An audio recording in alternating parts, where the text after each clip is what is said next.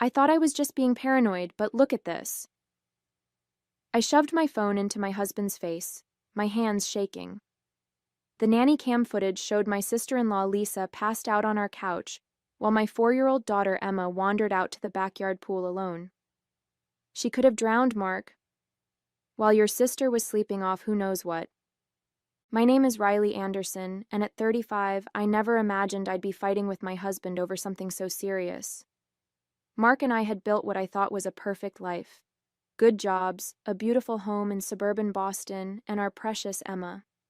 When my sister-in-law moved back to town and offered to watch Emma 3 days a week, it seemed like the perfect solution to our childcare needs. That was until I started noticing things weren't quite right. Lisa's going through a rough time, Mark said, running his hands through his hair. The divorce hit her hard. She probably just took a sleeping pill or something. I couldn't believe what I was hearing. A sleeping pill? While watching our 4-year-old? Emma was alone by the pool for 12 minutes before Lisa woke up.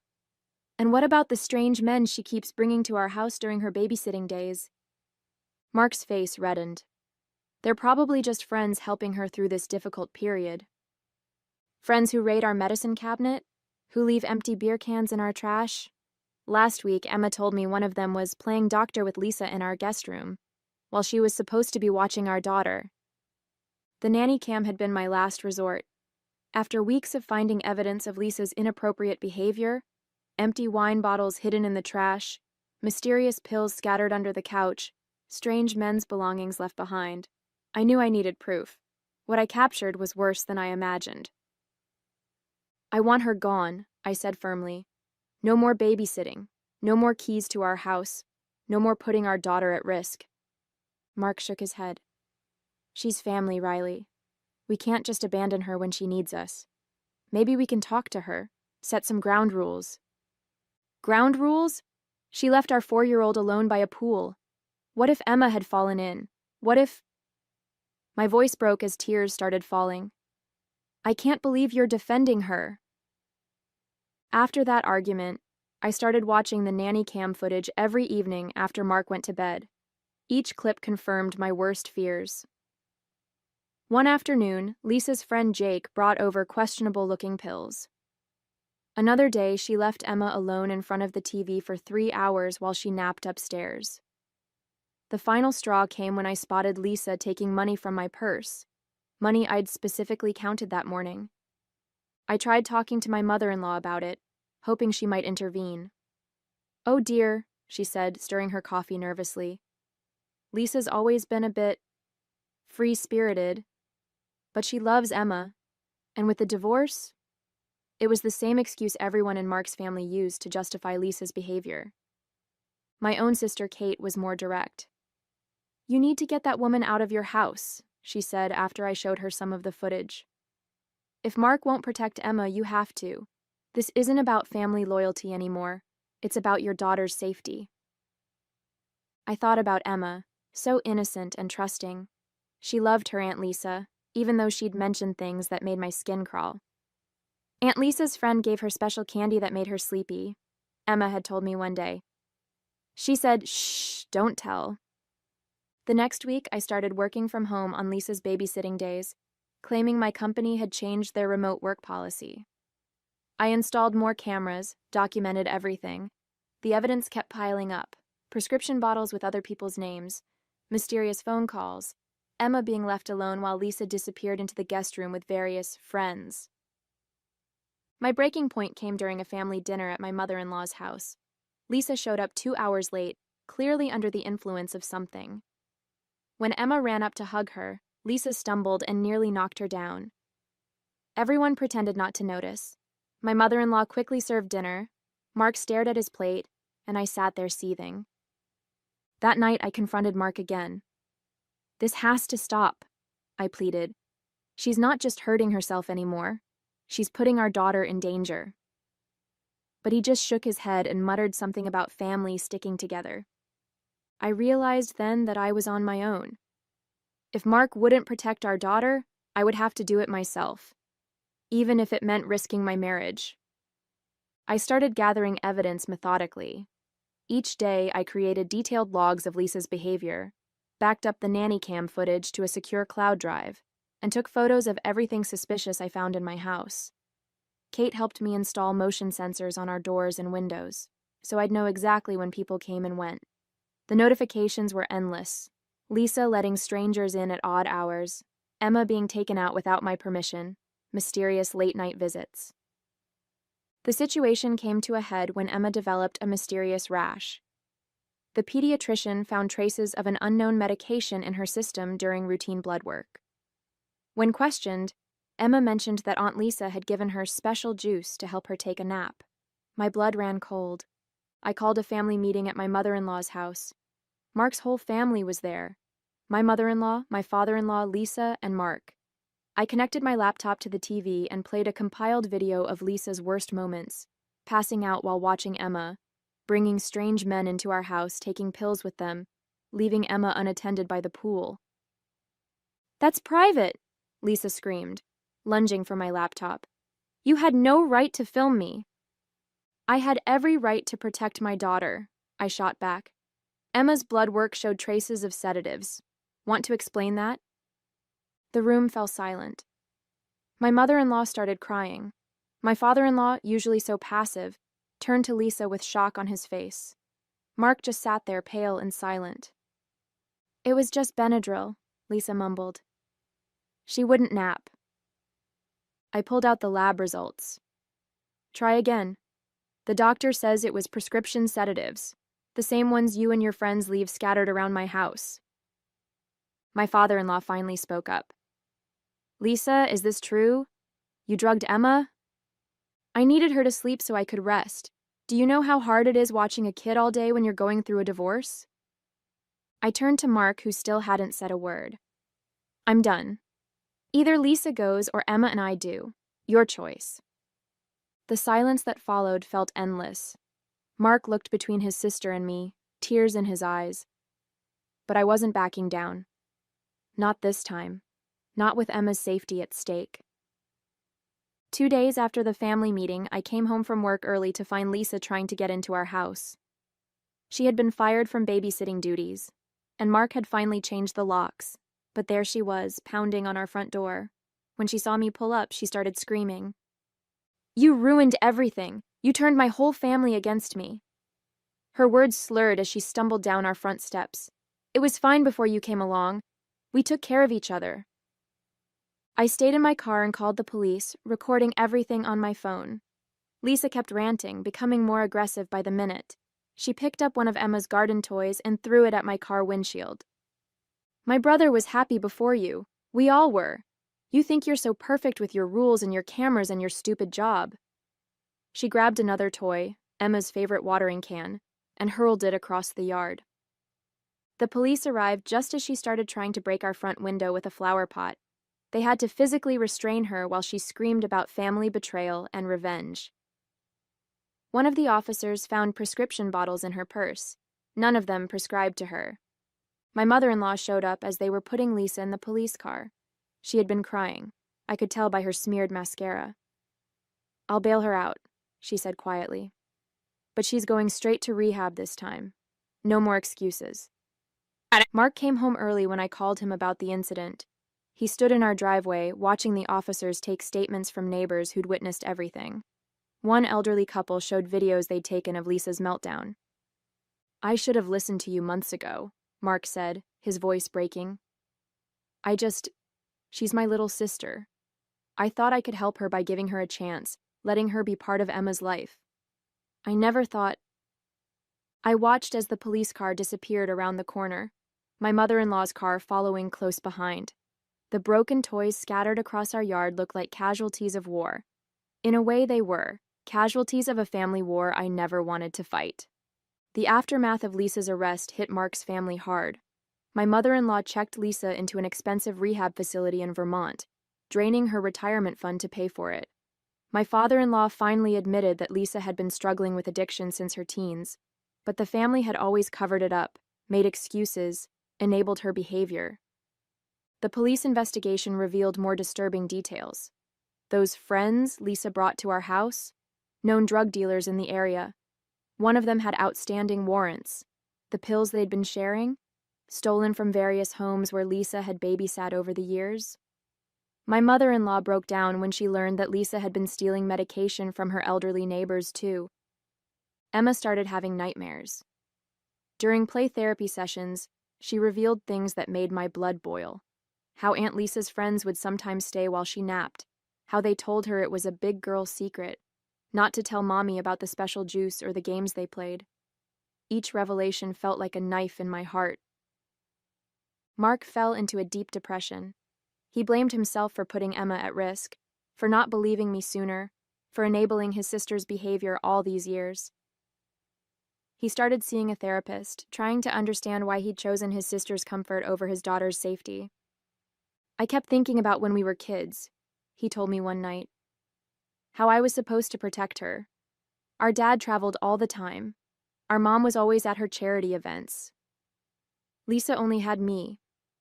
I guess I never stopped seeing her as that little girl who needed my protection. The neighbors who'd witnessed Lisa's meltdown brought over food and offered support, but others in our community weren't so kind. Rumors spread. Parents at Emma's preschool stopped inviting her to play dates. One mom even pulled her daughter out of Emma's class, claiming she didn't feel comfortable after everything that had happened. My mother-in-law threw herself into research about addiction and enablement. She joined support groups, read every book she could find, and started counseling sessions with my father-in-law. Their perfect family facade had cracked, revealing all the rot beneath, but maybe that's what needed to happen for real healing to begin. Through it all, I kept thinking about the signs I'd ignored early on. The way Lisa would get defensive when I came home early. The strange excuses for Emma's unexplained bruises or missing toys. The times my intuition screamed that something was wrong, but I let myself be convinced I was overreacting. Never again, I promised myself. Never again would I let anyone make me doubt my instincts when it came to protecting my child. The real test came 6 months later when Lisa completed her rehab program. My mother-in-law hosted a small family dinner to celebrate, expecting everything to go back to normal. Mark and I agreed to attend, but Emma stayed with my sister Kate. Lisa looked healthier. Clear eyes, steady hands, no more slurred speech. She hugged everyone except me, which suited me fine. Throughout dinner, she kept talking about her recovery, her new job at a coffee shop, her plans to make amends with everyone she'd hurt. "I'd like to see Emma," she said finally, looking directly at me. "I know I messed up, but she's still my niece. I miss her." The table went silent. My mother-in-law reached for Lisa's hand, ready to support whatever she wanted. My father-in-law studied his plate. But before I could respond, Mark spoke up. "No," he said firmly. "You're my sister, Lisa, and I'm glad you're getting help. But you lost the privilege of being in Emma's life when you put her in danger.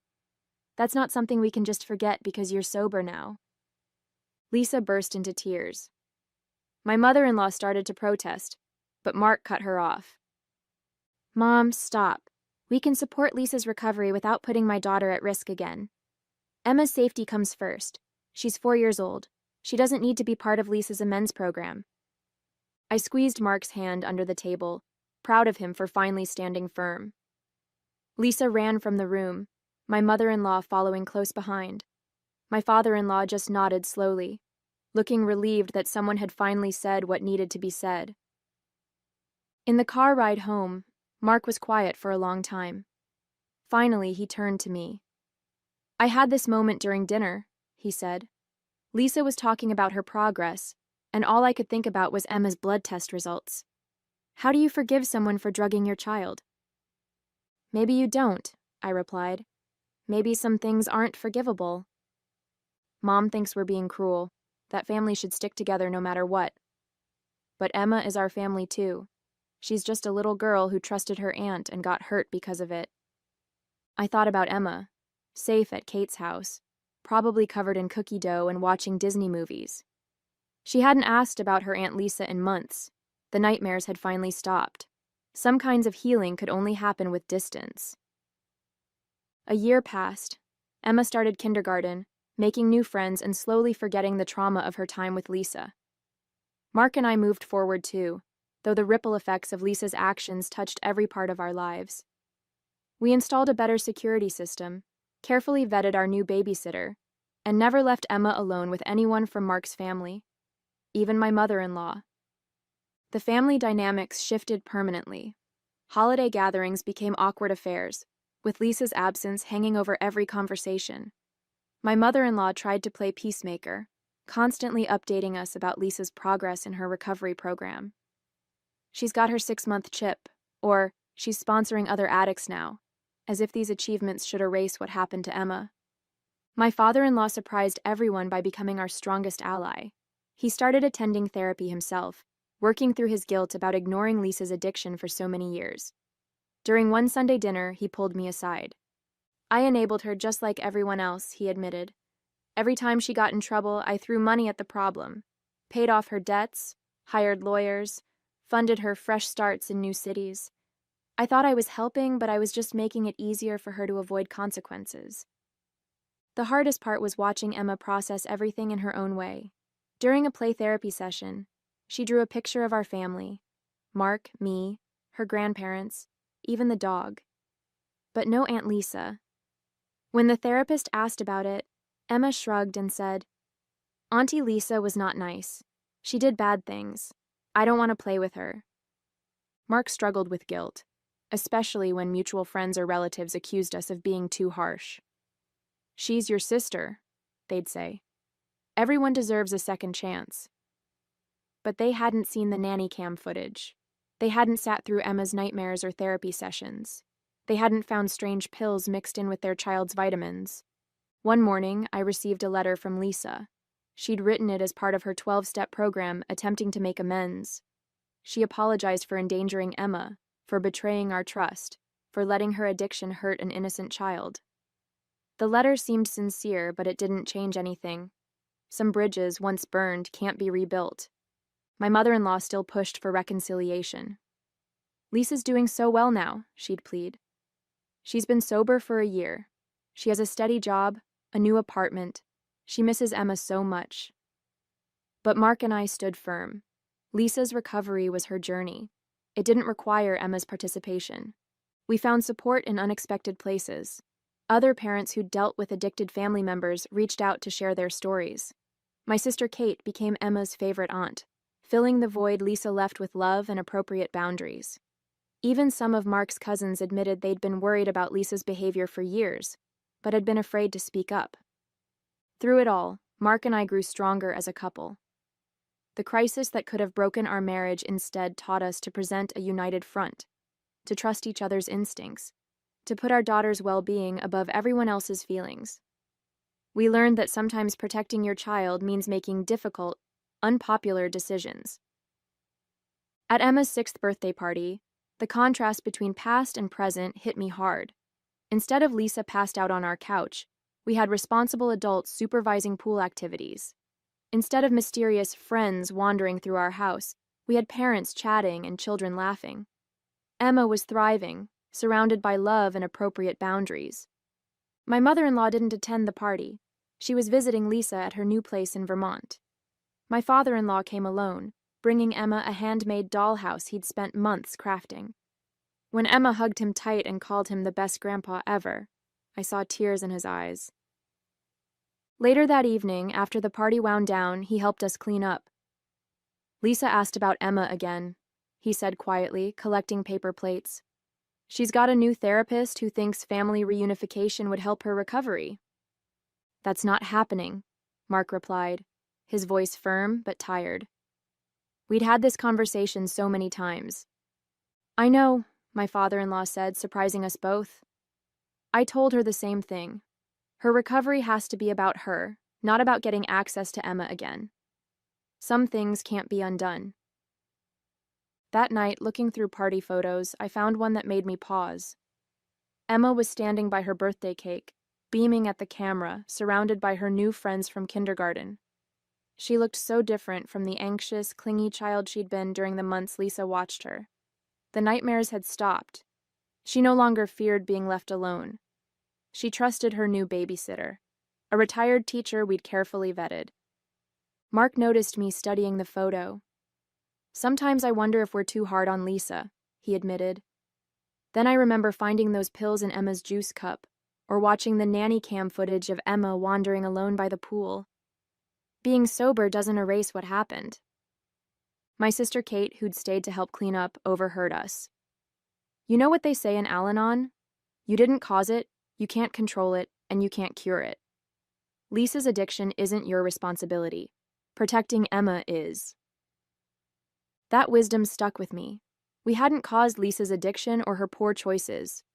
We couldn't control her recovery journey, and we certainly couldn't cure her by sacrificing Emma's safety and well-being. The only thing we could control was how we moved forward as a family. My mother-in-law still sends us regular updates about Lisa's progress, probably hoping we'll change our minds.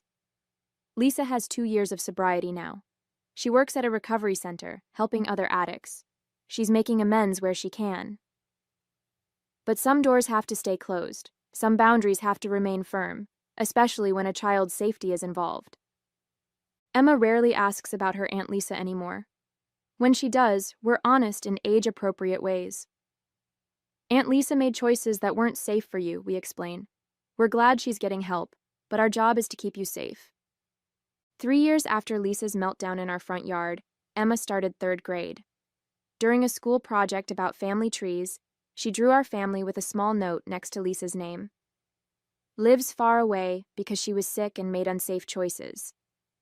Her teacher called us, concerned, but we explained the situation. She commended our honesty with Emma.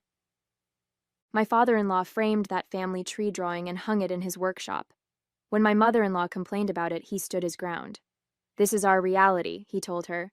We can't pretend the past didn't happen just because it's uncomfortable. Mark found his own peace through a support group for siblings of addicts. He learned that loving someone doesn't mean enabling them, that boundaries aren't punishment, and that protecting his child from an unsafe situation isn't betrayal. It's parenting. Life settled into a new normal.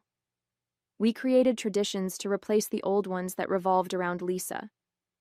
Sunday dinners happened at our house instead of my mother-in-law's. Holiday celebrations became smaller but more peaceful. Emma bonded deeply with my sister Kate, who showed her what a healthy aunt-niece relationship should look like. The security cameras stayed up, but we rarely checked them anymore. The extra locks on our doors became routine rather than reminders of past trauma. Emma's therapy sessions went from weekly to monthly to as needed.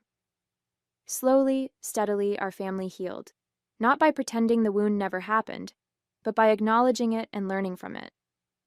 Last summer at a family wedding, we ran into Lisa. She'd been invited by a mutual cousin who didn't know the full story. Emma gripped my hand tight but didn't hide behind me like she might have done before. Lisa kept her distance, respecting the boundaries we'd set. She looked healthy, clear-eyed, and seemed to understand that some consequences last longer than active addiction. My mother-in-law tried to orchestrate a reunion, but Mark shut it down immediately. She finally stopped pushing after my father-in-law pulled her aside. The kids are grown now, he told her. Let them make their own choices about family. Some relatives still call us harsh or unforgiving. They point to Lisa's recovery as proof that people can change. And they're right, people can change. But change doesn't erase consequences, and forgiveness doesn't require restoration of trust. Sometimes love means keeping firm boundaries, even when it hurts. Emma grew into a confident, secure child who understands that adults should never ask her to keep secrets, that her safety matters more than anyone's feelings, and that it's okay to say no to family members who make unsafe choices. These weren't lessons we wanted her to learn so young, but they're lessons that will serve her well. Mark and I learned our own lessons about standing firm together, trusting our instincts, and putting our child's well-being first. We discovered that family isn't just about blood. It's about choices, boundaries, and respect. Sometimes protecting the family you've built means stepping back from the family you were born into.